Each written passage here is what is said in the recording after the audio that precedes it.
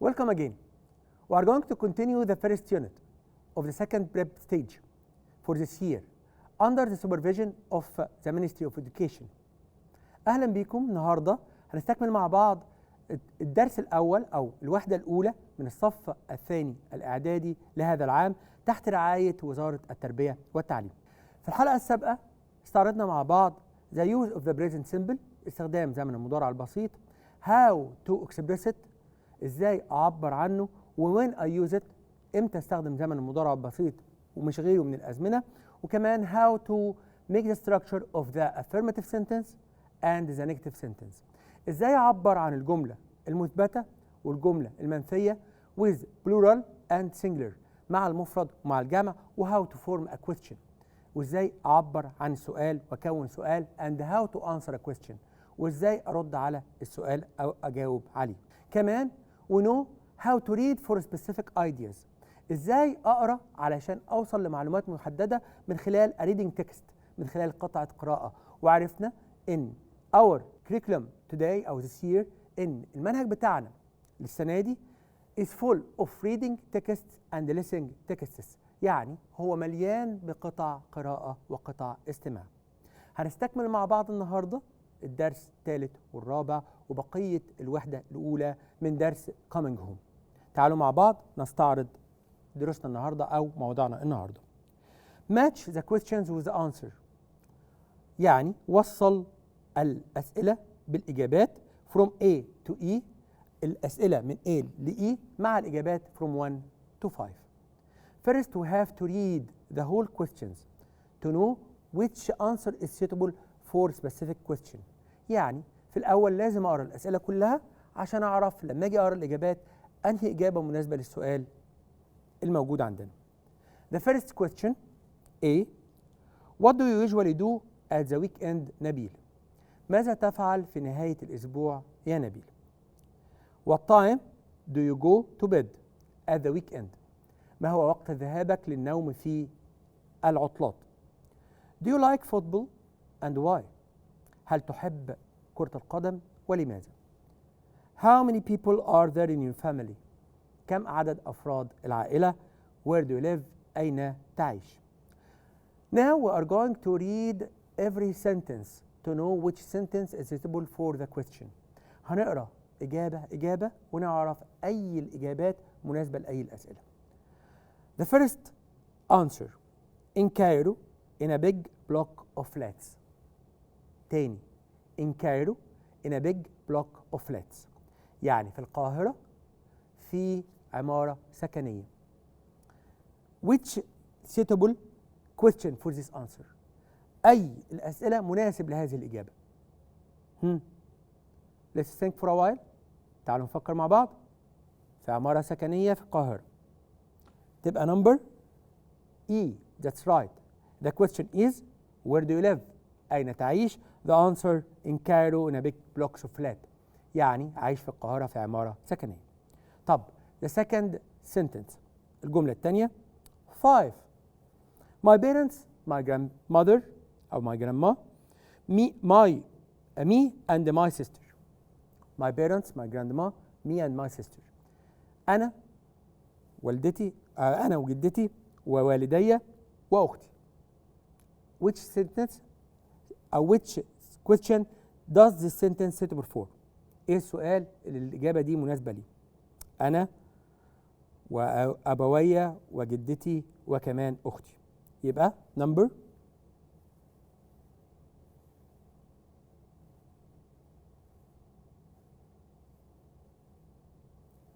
D. That's right. اللي هي how many people are in your family؟ كم عدد أفراد العائلة؟ The third sentence yes I do. Yes I do. The question begins with assistant verb. لما الاقي yes أو no أكيد أو of course أو never يبقى السؤال بيبدأ بفعل مساعد. يبقى yes I do because it's fun and it's good for you. نعم لأنها مفيدة وممتعة وجيدة بالنسبة لك. يبقى السؤال أكيد هو number C اللي هو do you like football and why؟ هل تحب كرة القدم ولماذا؟ لأنها ممتعة وجيدة بالنسبة لك. Sentence number 4 Sometimes I go to my friend's flat and we play computer games. في بعض الأحيان بروح لشقة صديقي وبنلعب ألعاب كمبيوتر. يبقى question number yes that's right. question number A. What do you usually do at the weekend نبيل؟ ماذا تفعل في العطلة يا نبيل؟ The last sentence طبعا with the last question at about 10 o'clock حوالي الساعة 10. يبقى أكيد السؤال number B. What time do you go to bed at the weekend؟ متى تذهب للنوم في العطلة؟ Let's go to another part. تعالوا نشوف جزء آخر من أجزاء الحلقة النهاردة. هنتكلم على my best friend's habit أو daily routine. هتكلم عن أحد أصدقائي وعاداته والأشياء اللي بيعملها في المنزل هو وعيلته. Hi everyone. Today's interview is with my best friend شريفة. أهلا بيكم حلقتنا النهاردة أو الانترفيو المقابلة بتاعتنا مع شريفة صديقتي and her family وعائلتها. The first question to شريفة، أول سؤال بيتقال لشريفة اللي هو How many people are in your family شريفة؟ كم عدد أفراد العائلة في عائلتك يا شريفة؟ There are 5 people, me, mom, dad and my 2 brothers. شريفة بترد وبتقول في 5 أفراد في العائلة، أنا وماما وبابا وكمان إخواتي الاثنين. Another question. When do you get up؟ متى تستيقظين؟ أكيد إجابة شريفة هتبقى I usually get up at 6:30. شريفة بتقول أنا بصحى الساعة 6:30 and help my mom make breakfast. وبساعد ماما تعمل الفطار. My brother help too. My brothers help too. إخواتي دايما كمان بيساعدوني. My dad starts work very early. بابا بيبدأ الشغل بدري جدا. So he leaves home before we get up. بابا بيمشي قبل ما نصحى. That's why he doesn't have breakfast with us. عشان كده بابا ما بيفطرش معانا. He eats when he gets to work. بابا بيفطر لما يروح الشغل. I walk to school with my brothers. بروح المدرسة مع اخواتي. في another question. Do you like to study؟ بتحبي تذاكري؟ The answer will be yes I do. بحب أذاكر أو أدرس. My favorite subject is English. الحمد لله يعني إن شريفة الدرس المفضل عندها أو المادة المفضلة اللغة الإنجليزية، وهتبقى عندنا كلنا. واللغة الإنجليزية مادة بسيطة وسهلة بس عايزة تشتغل معاها شوية وتفكر وأنت بتشتغل باللغة الإنجليزية إزاي أكون جملة وإزاي أعبر عن آرائي، وده اللي بنعمله من بداية الحلقة اللي فاتت. What do you do in the evening؟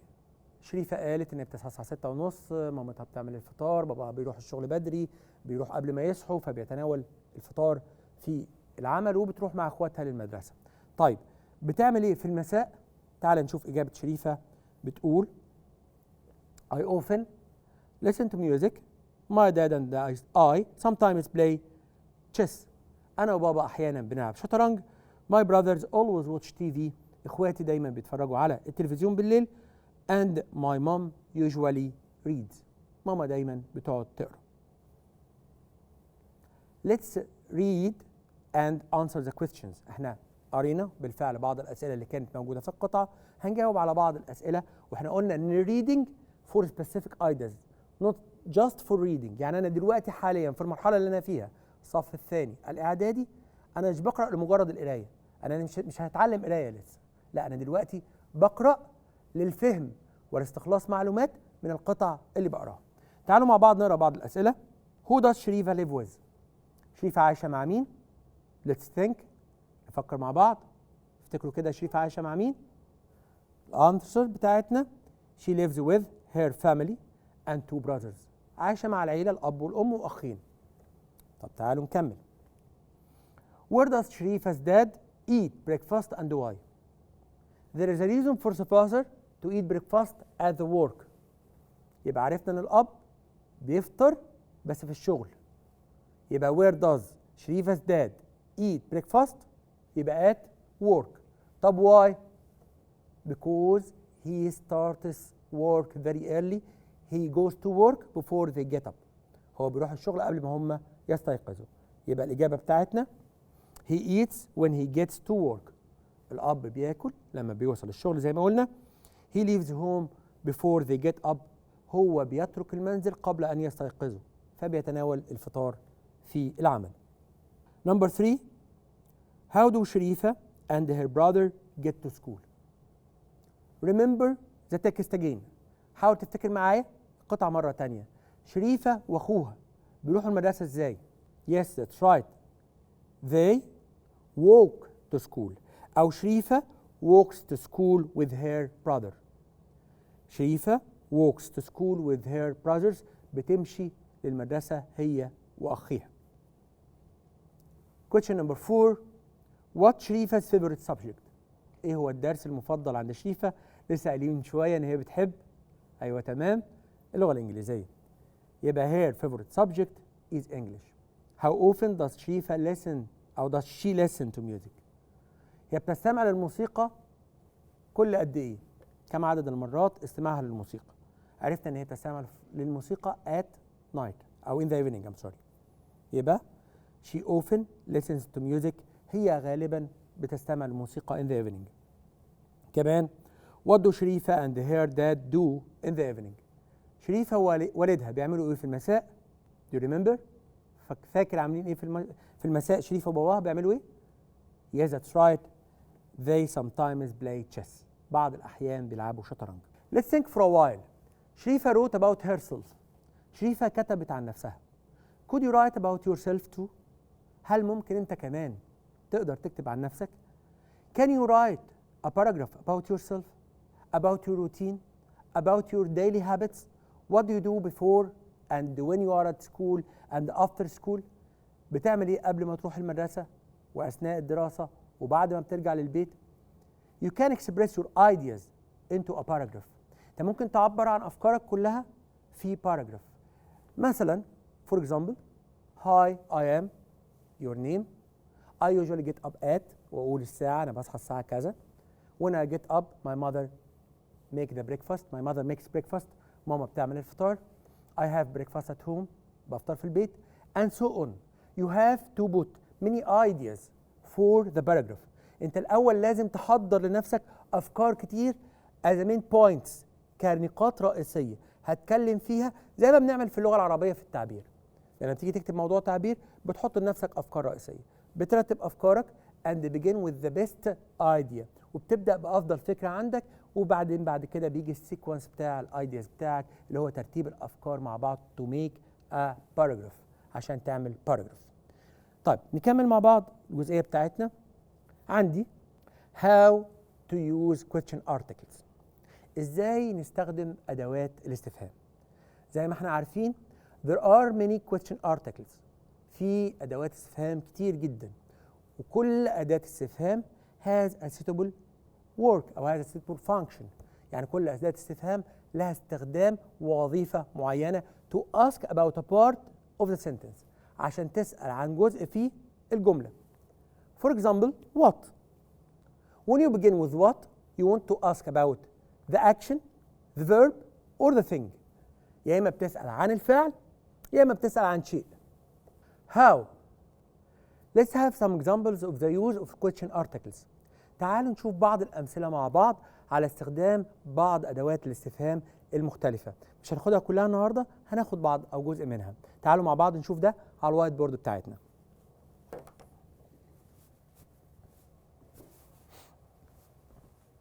Okay. First, I'm going to speak about what. What is used for two things. أنا بستخدم what علشان أعبر عن شيئين أو بسأل بيها عن حاجتين في الجملة. إيه هو اللي بستخدمه؟ about the action أو the verb and about the things.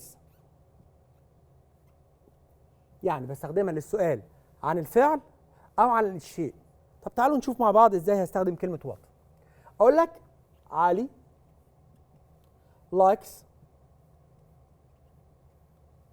football.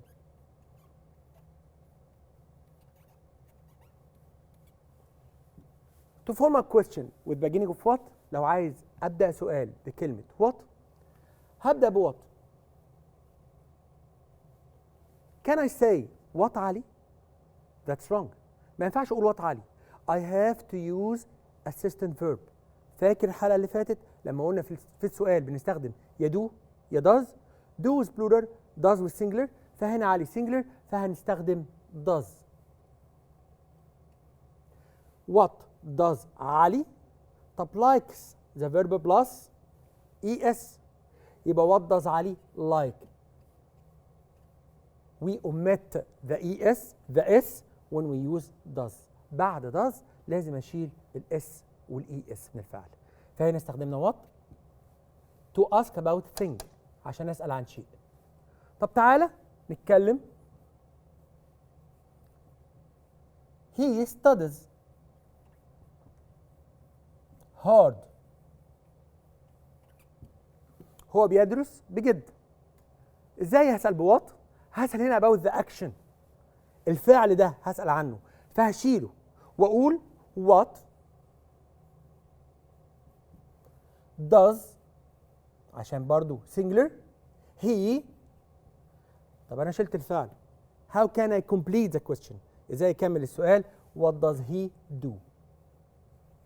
ماذا يفعل؟ شلت الفعل فبحط do. ممكن احط doing لو انا بتكلم في البريزنت كونتينيوس، هناخد الكلام ده بعد شويه. طيب another question article، هنتكلم على جزئيه ثانيه من جزئيات الاسئله او ادوات الاستفهام اللي انا بستخدمها، وهي بسيطه قوي، اللي هي where is used for places. بستخدم where للسؤال عن الاماكن. لو في مكان في الجمله بشيله واستخدم where.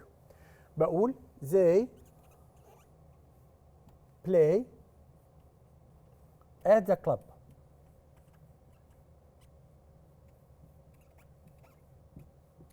The place here is the club. Then when I begin with where, were they? That's wrong. ما ينفعش اقول were they. تبقى where do، لان they plural. Do they play؟ and omit the place. بشيل المكان بحط where. سألت على المكان بwhere. when and what time.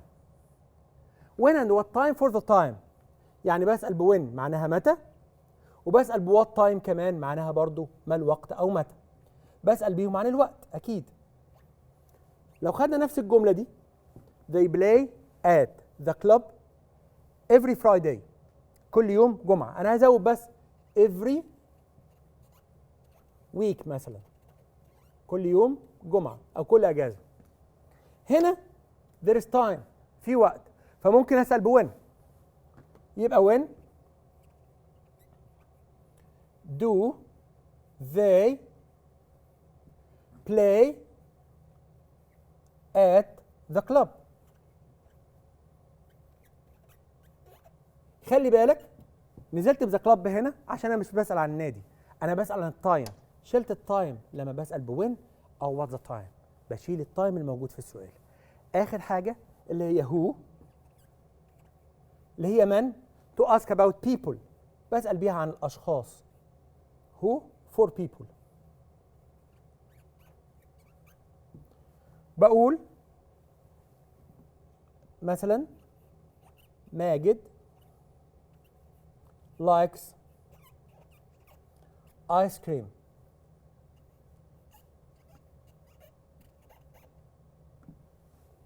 هنا I'm going to ask about the person ماجد. ماجد is at the beginning of the sentence. ماجد في بداية الجملة، فلما بسأل بهو عن اسم في بداية الجملة ما بستخدمش فعل مساعد، لأن already هيجي بعد هو الفيرب الموجود عندي اللي هو كلمة like، فهتبقى who likes ice cream، ويبقى ده السؤال بتاعي من غير do أو does، بس only with who when I'm asking about the subject at the front of the sentence، لما بسأل عن الاسم الموجود في بداية الجملة. غير كده لازم استخدم do أو does أو did زي ما هناخد بعد كده. اوكي؟ تعالوا مع بعض نستكمل حلقتنا النهارده ونشوف الجزء الباقي من الحلقة.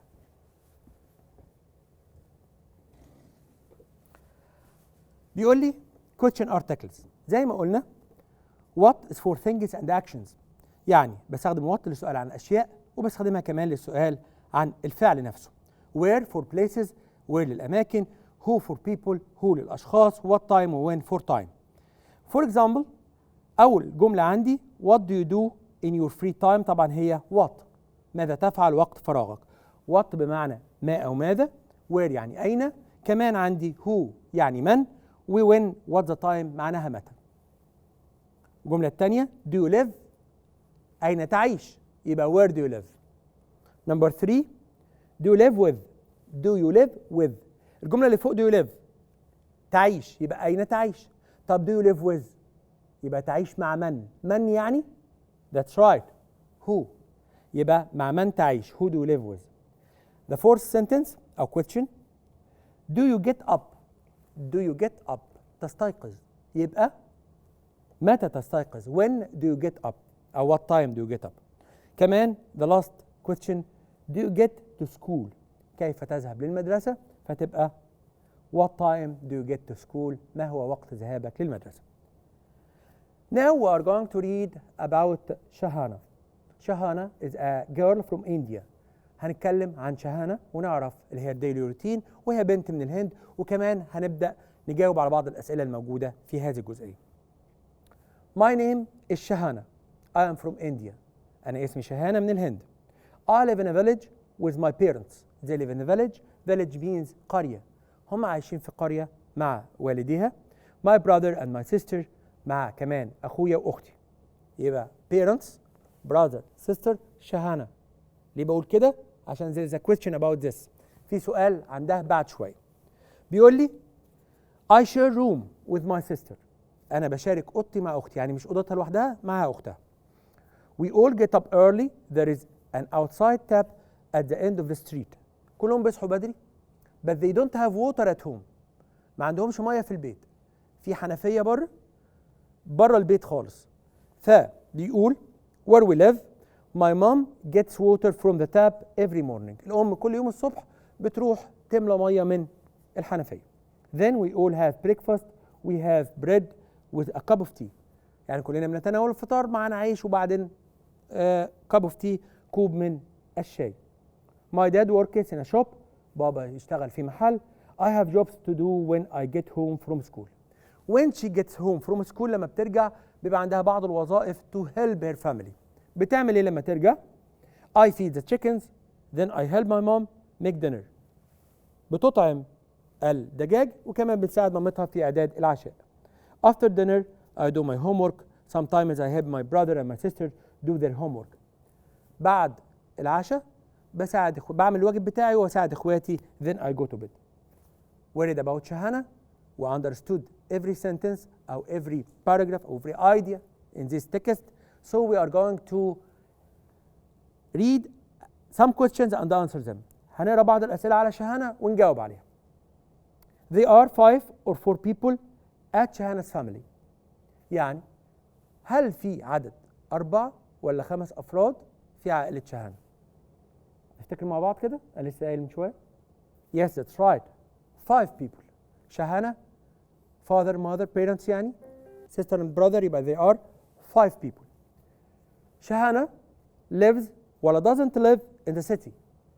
city يعني المدينة. هل شهانة عايشة في المدينة ولا لا تعيش في المدينة؟ She lives in a village. فيبقى معايا she doesn't live in the city.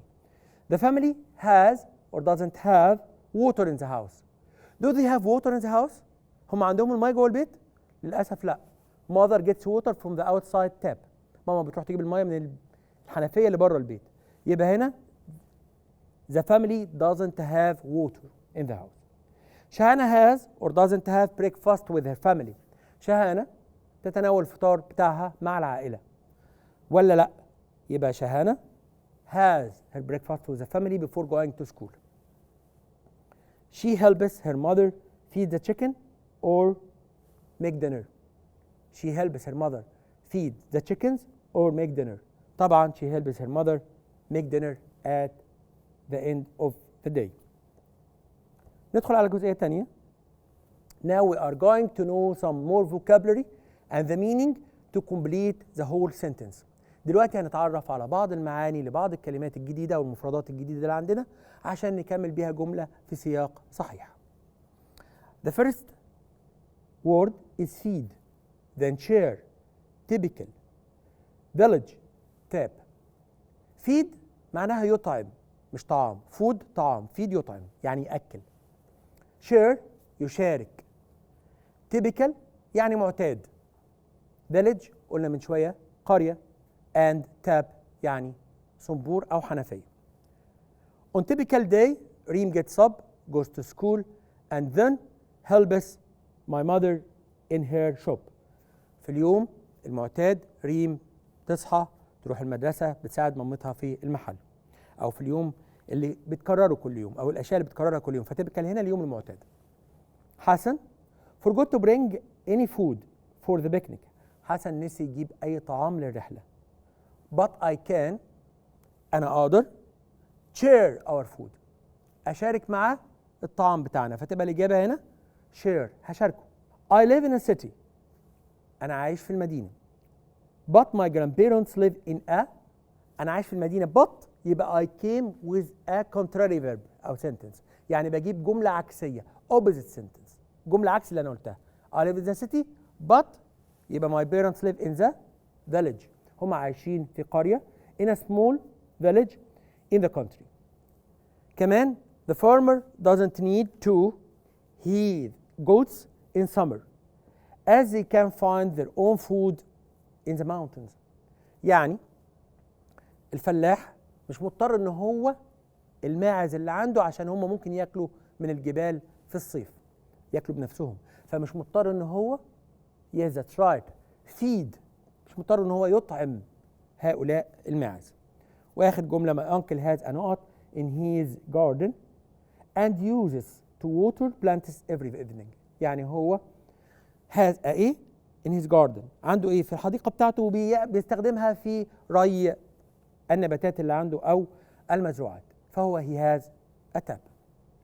Let's continue another set of vocabulary، مجموعه تانية من الكلمات. daily معناها كل يوم، routine معناها العاده اللي انا بعملها او الروتين اليومي او الحاجات الاعتياديه اللي بقوم بيها. sofa يعني كنبه. text يعني يا اما يرسل يا اما قطعه. وway يعني طريق. the first sentence I go to the baker's with my mother. انا بروح ليه baker's اللي هو yes that's right محل الخباز او المخبز. we always buy bread in the morning، فتبقى هنا daily بروح كل يوم لاني كل يوم بشتري في الصباح الخبز. come and sit on this تعالى اقعد معايا على، نقعد على ايه yes that's right the sofa، تعالى اقعد معايا على السوفا. بتقدر بقى على فكره بيقول له 4 people can sit on it 4 اشخاص ممكن يقعدوا عليه. number 3 I saw Ahmed's father، شفت والد احمد on his to work this morning، شفت والد احمد وهو للعمل، يبقى في طريقه للعمل، يبقى on his way to work.